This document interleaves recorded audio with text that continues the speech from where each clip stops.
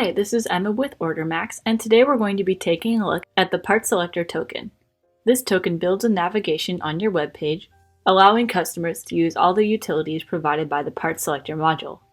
To add this to any page on your website, head into the Modules menu, enter your basic system settings at the top here, locate the Page Manager, and select a page to edit.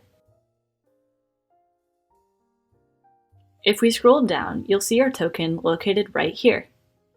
There's no coding involved with any of our tokens.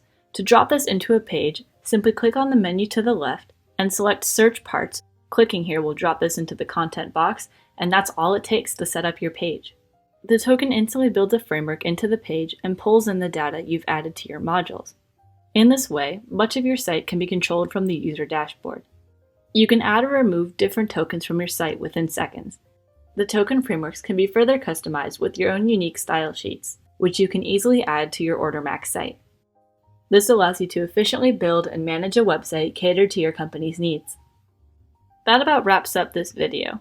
If you'd like to learn more about this and our many other products, you can visit us online at OrderMaxx.com. Thank you for watching.